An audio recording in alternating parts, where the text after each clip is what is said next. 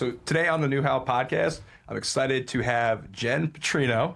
Jenn, welcome. Thank you. Jenn, I was looking back at my email prior to this. I go, I haven't seen Jenn in a while. You know, we had a global crisis of a pandemic. We've all grown up more. I looked back at my email. It said May 23rd, 2016. It's nearly 7.5 years ago is when we first met in this glorious city of Philadelphia. For those of you listening, a little background to Jenn through my research. Jenn went to San Jose State. She has a double major in history and philosophy, minors in applied mathematics, physics, and computer science, and she does real estate development. She today is president of Tierview Development, and she oversees a portfolio of several 100,000 square feet of real estate in, hopefully, I think multiple markets or some markets, but we'll get into that a little bit. And I was looking back, I'm like, Jenn, what do I remember first about when I met Jenn? And I remember you were going back and forth across the U.S. on a plane almost, I think it was weekly or bi-weekly. Yep. But I remember you said something that stuck with me even till this day. You're like, yeah, I like reading the Philadelphia zoning code on my airline travels while I'm going back and forth. And I was like, wow.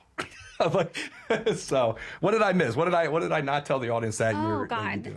Let's see. Well, I mean, you hit a lot of the high notes. So from California, started Tierview, or joined Tierview in 2013. So we've been doing deals here in Philly for over 10 years now, which is a crazy thing to think about. And even more crazy is I started in construction originally in 2003. So I'm celebrating 20 years. Wow.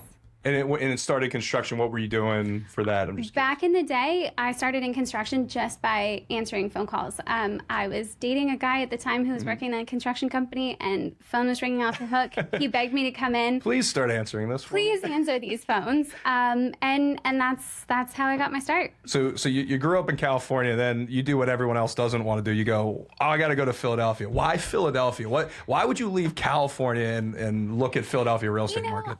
It makes me so sad how often I get that question because it's typically the first question that I get asked.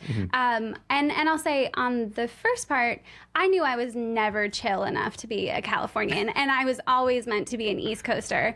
And then I always thought I'd end up in New York because that's where we go, I guess. And then I had the opportunity to come to Philly instead, and I grabbed it with both hands and never looked back. Usually have a layover in Philly to head to LaGuardia or something, right? Exactly. No, I'd never been to Philly before. I came here for the real estate and came here for the opportunity and never looked back. So you say you came here for the real estate. What did you notice back in, I guess, 2013 now?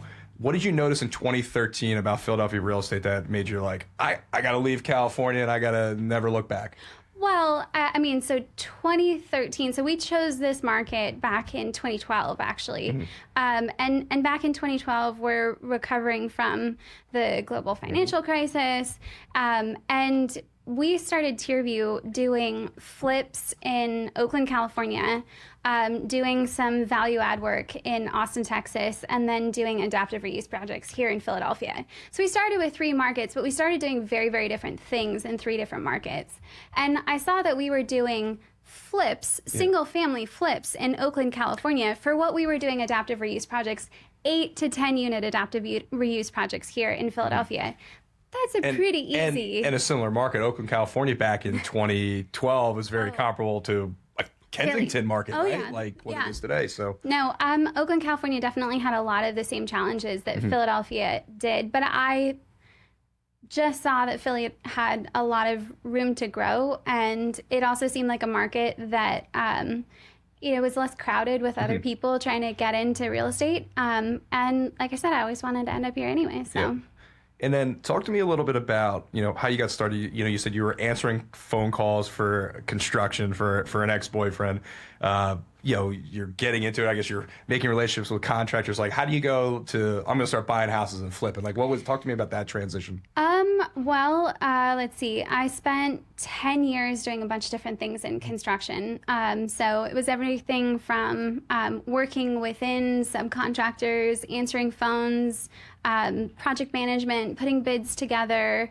I was actually did a little bit of general contracting myself before I left California. And then the transition that I saw was really just going from building for the general public to building for myself, Yep. which is really what development That's is. the goal for every contract. Exactly. So that was a really easy jump for me, and frankly, one I was excited to make. So. Yep.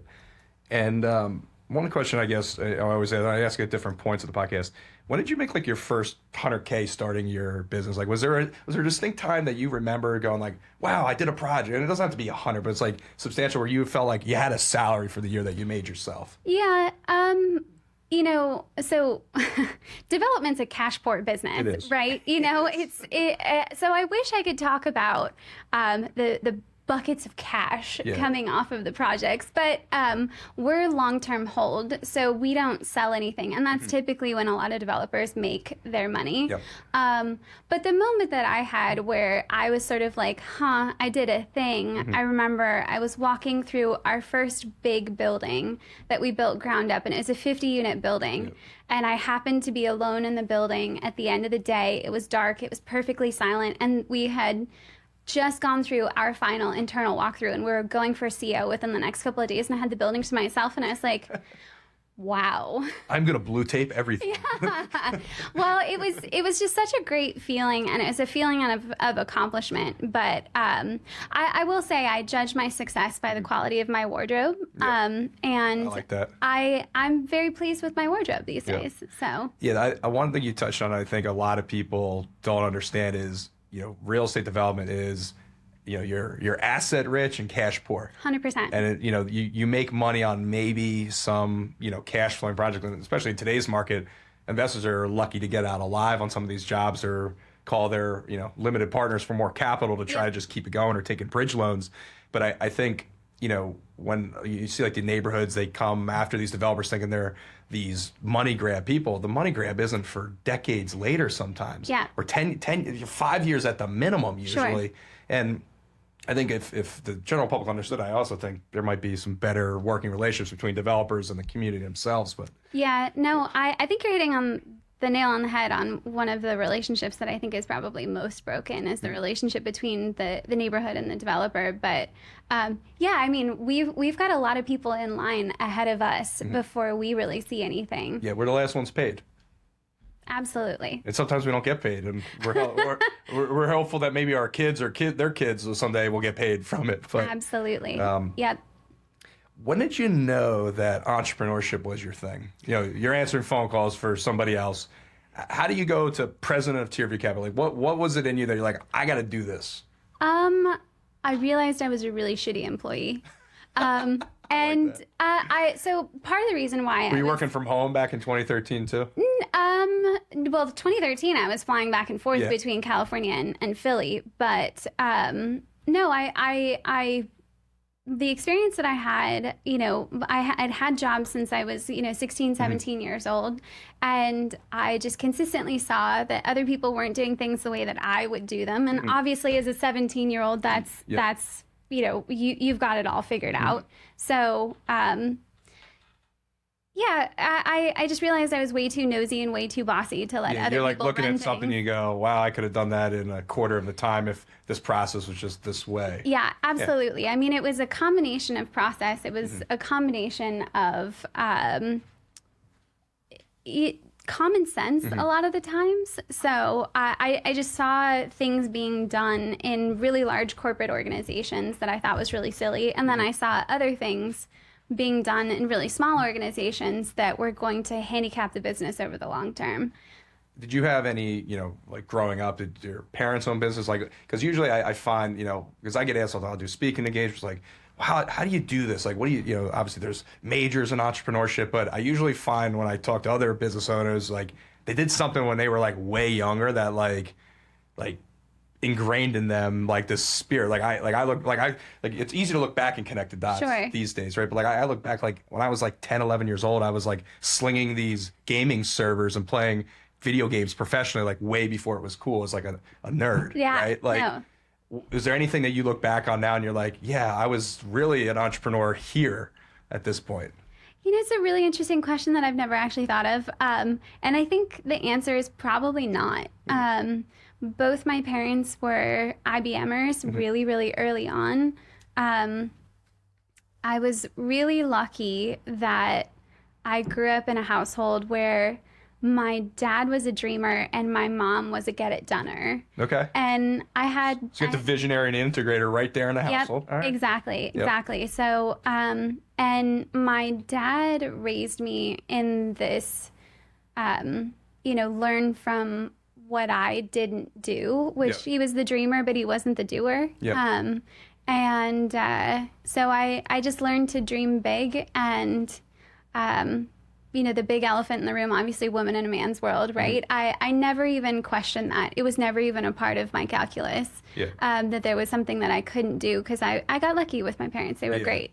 Yeah, that's where I usually find it comes from. It's literally your environment that you're raised. Like I don't think it's trained. I think at a certain point, like if you think you're going to become an entrepreneur, you've had 20 years of something that's gotten you to that point. Yeah. And I think it's a lot, what you touch on is the confidence that, you have an older adult you're looking up to going, look, I did this wrong. I would have done it this way. Yeah. Like instilling that upon you. That's something that I think a lot of people don't get.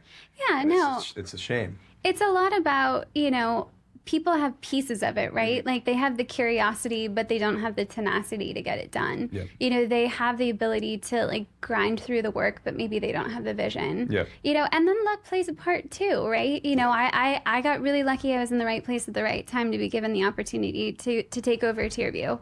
So and you mentioned like reading zoning code on a plane. I do not want to do that, but as a history and philosophy major, probably lots of reading you enjoy reading, right? Like, well, I mean, for me, when I first started doing deals here in Philly, I remember, the first place you go is you talk to brokers and they say, oh, you can build 10 units here. And I'm like, no, you can't. Cool, right? And then I go to the architect and the architect says, no, it's 8 or it's 12 or it's 14. And I'm like, okay, well, tell me where you're reading that and how are you coming up with that?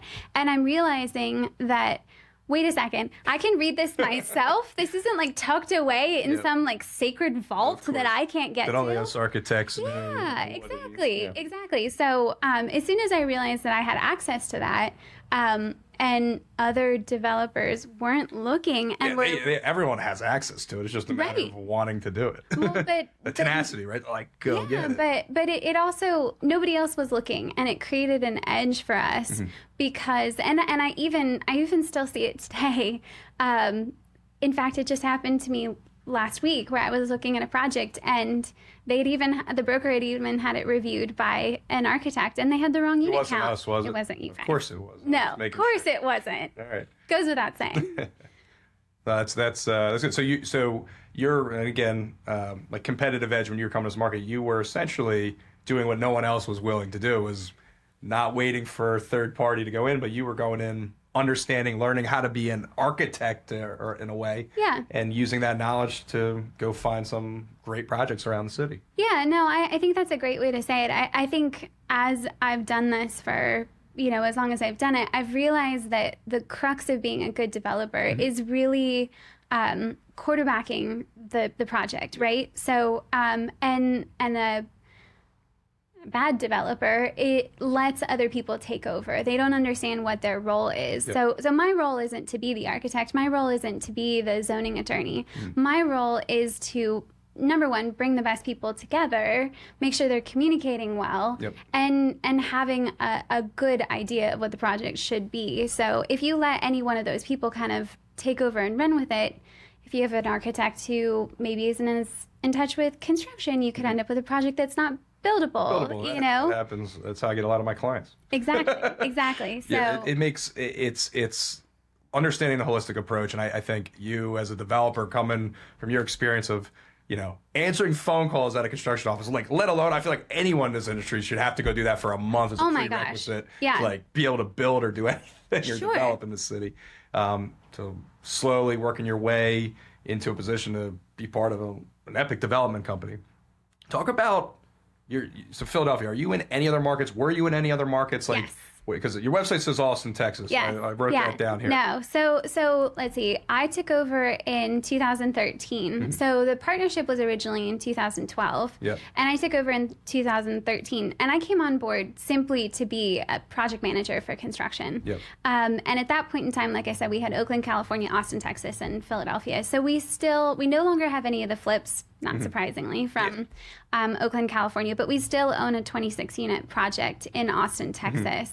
That's been really fantastic to go out and visit every 3 to 4 months, put my toe in another market, understand how other people do things, what's happening in Austin that's a reflection of what could be happening here in Philly. So Less regulation. Oh my goodness, so much less regulation, but double the property taxes. Double property taxes, but you don't have overlays that screw up your project when you're about to get your building permits. Yes. No overlays.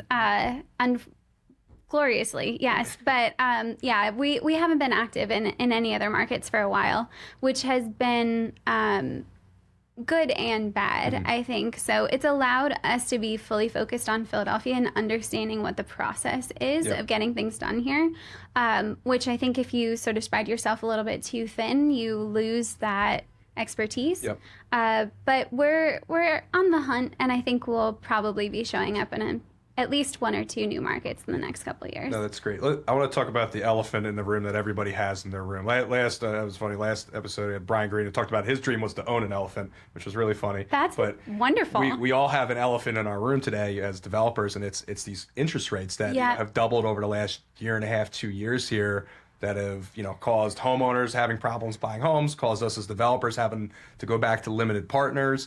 It's also, I think, made us have to look at deals very differently. I was hoping maybe you could share some light on like what you're looking at in deals now that you weren't looking at in 2 years ago relating to the financial side of it, to give the listeners some insight there. Yeah, I mean, when the interest rate hikes were just one after another, boom, boom, boom, boom, boom, right? Like I read 11 interest rate hikes in the last year, right?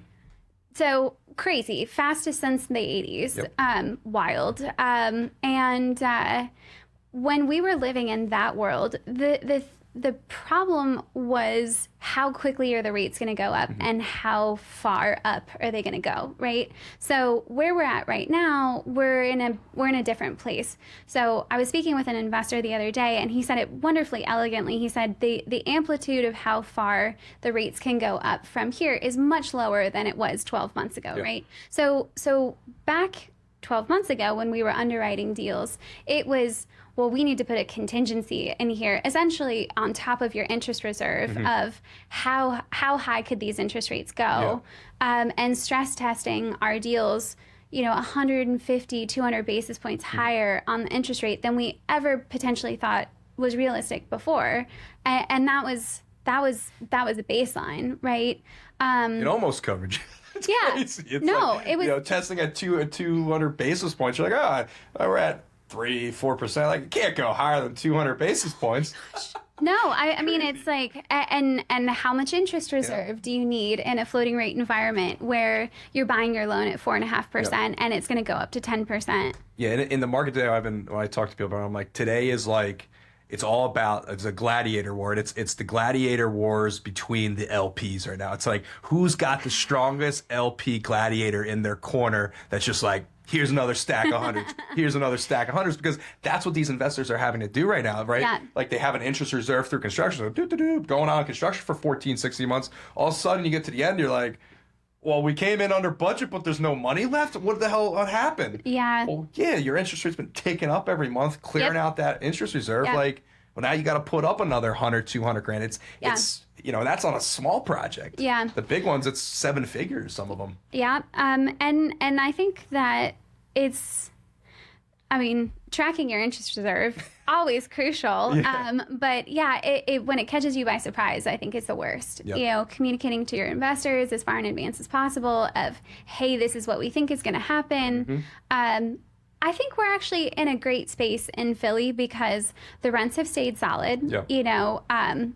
Concessions are through the roof across the city, which is, I saw a project when I was driving around that's at right around Broad and Fairmount that they're offering 4 months of free rent just to get people in. And we're at the tip of the iceberg on what this is going to be for the next 12 months. Do you think there's too many units coming online in Philly?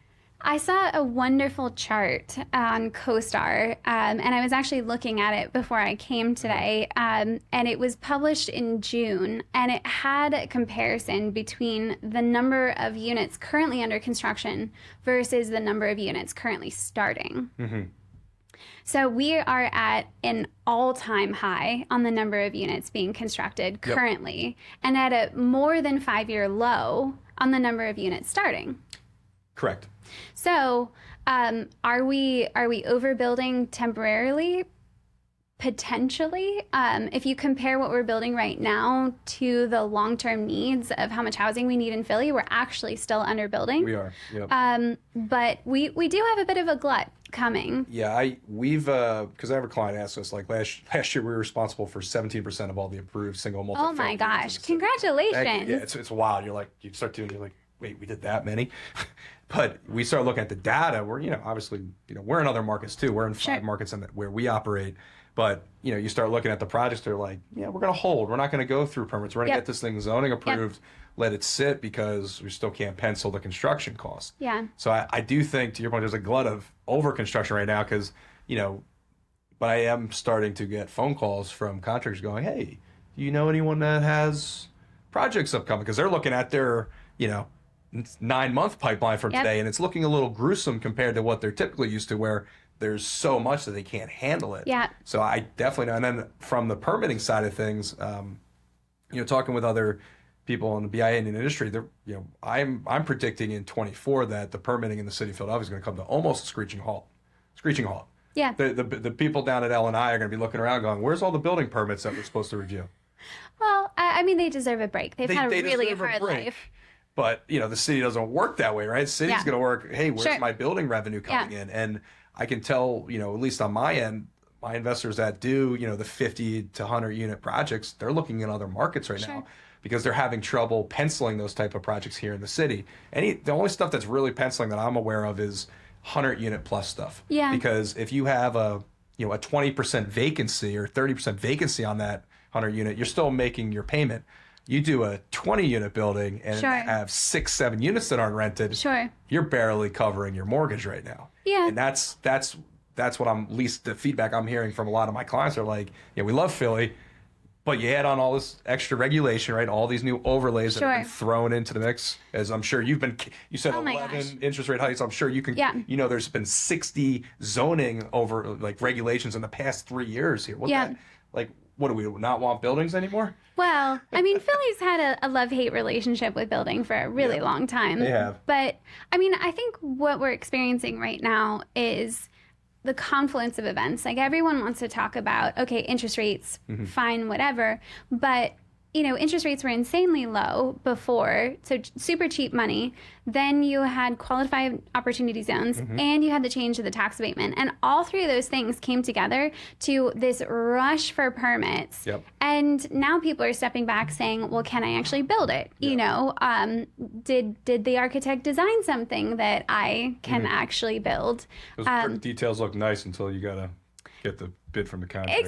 Exactly. So, but I think all those things sort of came up to create a whole lot of stuff, and then now people are asking if they can actually get it done, and I think, we're still pushing ahead. We have projects that are anywhere. We have a 19-unit project that's currently under construction, all the way to a 120-unit project currently under construction, and we're set up specifically to try and fit that 30 to 120-unit niche. Yep. That a lot of people aren't really servicing that tranche, and I mean, it's.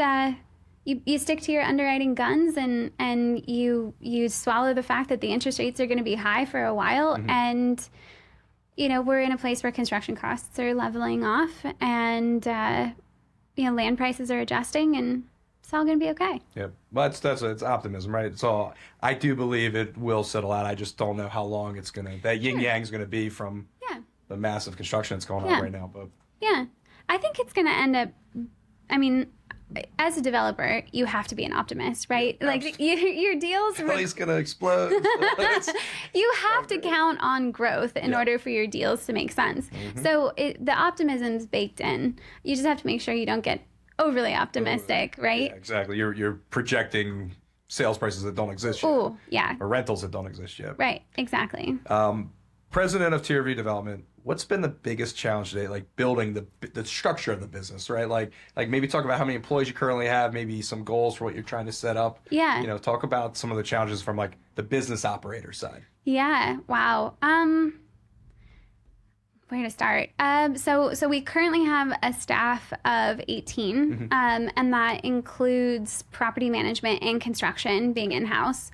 And you have construction managers essentially. we have an in-house construction team. Great. Yeah. So so we in-house maintenance, like everything. So that's the whole team, which we have a stabilized portfolio of about 400 units here in Philly, with another 600 units in construction or in the pipeline. Good. So we're doing a lot with a pretty small amount of people. Yeah, absolutely. We have a couple job descriptions that we're actively hiring. So by the end of the year, we're looking. Who are you hiring? We'll shout it out. What are you looking for? We'll just get a little plug. Construction superintendent. We need a superintendent. She's paying $175. Oh God, yeah, right. No, I mean we're a tight team, Yep. and I think we'll try and keep it that way. But realistically, by the end of the year, we're looking at maybe a 22-person staff, right? So 600 more units through construction. It's not an easy feat. no, we've got a lot on our plate for sure. But as far as the growing pains, I think in and of itself, recognizing that growing pains would be constant, that there was never going to be this place that you were going to get to of, I've made it, it's smooth sailing from here, I get the business now. It's hurdle after hurdle. It's walls, right? Like, what? How many employees was the first wall for you? You think? Well, God, going from 3 to 5. Yes. Yeah, people think it's crazy. Like you get like at 6 people, it's a different business. You're worried about payroll. Like it's a lot of moving pieces. Yeah, for sure. I mean, you went from a couple of people who can finish your sentences for you, and everybody knows exactly what needs to get done. Yep. And there's no meetings, there's no coordination. It's just getting it done. All the way to wait, I have to manage you. Yep. And then now I think we're actually in the next transition where we're sort of transitioning from this small to medium, where I now have to think about not just individuals communicating, I have to think about departments communicating. I have to think about property management and construction coordinating to make sure that the handoff is done cleanly. Systems, processes, procedures. Oh yeah. Yeah, like we spend that's exactly where we are, right? We're at 25. Yeah. We're bringing on more, but it's, you bring on that new employee now who's a new designer.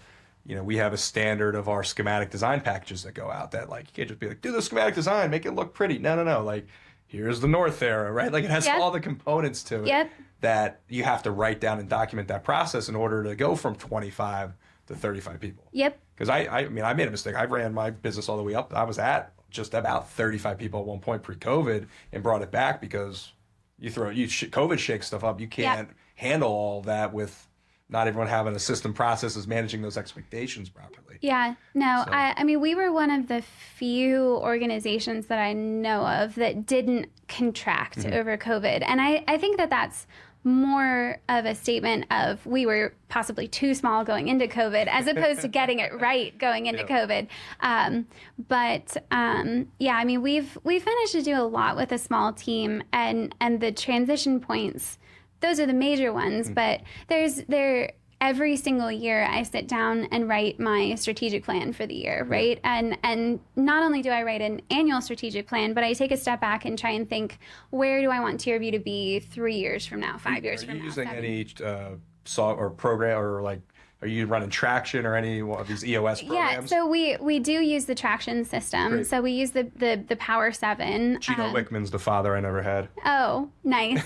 I struggled to get through the book if I'm being real honest, but it was that I like the system. Yeah. And it's I sit in 6 Traction meetings a week, by the way. Oh my gosh. Yeah, I think I might be close to that. Yep. I think I may be 3 or 4. Because you need apartments, you can run a micro. Exactly. Yeah. So, and I've even got to the point where I have my business partner running in the Power 7 format. So, and it's been great, rocks and all that kind of stuff. But we don't use the traction format for like the preferred future planning and things like that, which I don't think that they really have. It's you look at a 3-year and a 10-year goal and you try to align it. Yeah. Because obviously other systems look ahead like that, but at least if the great thing about that system is like it forces you to look ahead. Most people are getting in business and they're like, what am I doing next Friday, right? Yeah. Some people forget that that's very important. Yeah. Right. Well, I think, setting ourselves up for this long-term hold, we always had to think about, well, we're selling our investors a 20-year investment. Of course. How are we actually going to be around in order to operate that investment for the full 20 years? So we had to really step back and think about that from the outset. And that was, certainly had its challenges. And the number of, little deaths of my business and what I thought it was going to be and what it is, it's innumerable. You want to go back to taking phone calls at the construction company? Some days. Some days we all have those days. Yeah, and if people should know that is a real thing. If you're thinking like, oh, it's all roses and sunshine and long walks on the beach as a business owner, like it's absolutely not that. It's crazy blended milkshake mix of like craziness. Like I can't even explain. It's like extreme highs, extreme lows, everything in between. But I think that's what makes it fun for entrepreneurs and having sanity to deal with that, because that's what I feel trips a lot of people up. Yeah, no, I used the word tenacity earlier, and I think that is one of the most crucial traits for people who want to be an entrepreneur and that's not just tenacity of finding the right business plan, finding the right industry. It's just getting through the day-to-day, because it's tough. Yep. Speaking of day-to-day, I have another question here for you. All right. What is one piece of tech that you use every day that you couldn't do without? I mean, my cell phone. Okay, that's valid. God, I think I just might have dated myself a little bit there, but your Motorola. Yeah, my flip phone, my Razor. Slide. You played Snake on it during lunch. Exactly. Yep. No, I mean, I'm not super tech forward. I don't know that development necessarily requires it. We're still doing most of our stuff with Excel spreadsheets, for better or for worse. Do you use any, like, I use Evernote. That's one of my favorite ones, like to organize some of my thoughts, documents. Like, do you use any tech, like anything like that to help you just stay ahead a little bit, or you got filing cabinets at the office? And I'm a Post-it note person. Holy shit. Oh okay. no, it's terrible. It's terrible. I showed you my office setup. I'm just imagining yours is like no, what I do green over here, blue. Yeah. Oh God. I at one point in time I was a Post-it note fiend, but I've reined in my habit. And what I do pretty consistently a couple of times a week is I'll put together a Post-it note, and a Post-it note prevents you from writing too much down. But I'll write down 3 to 5 things that I absolutely have to get done. And I'll work off of that, and then I'll throw it away. And that sensation of crumpling up that Post-it note and throwing it away is so relieving. Totally worth it. The tactile sense of it is fantastic. I'm going to just give a shout. We have no sponsors on this podcast. This is a fresh season 2 podcast. But I use a software. It's called InMotion. They've been running Instagram ads for business owners for like the last year and a half. But essentially, it's very Post-it note based. Interesting. Where it's like you have a project, you apply tasks to it, and then it interconnects with your calendar, so you can set priorities. You can have it auto schedule for you. You can have it auto schedule outside of work hours. Like, hey, I do this type of task on Sundays from 5 to 7 p.m. You add it in, it'll auto put it there in your calendar. Nice. And you can set timelines. So, because I have like undiagnosed ADD, I'm all over the place.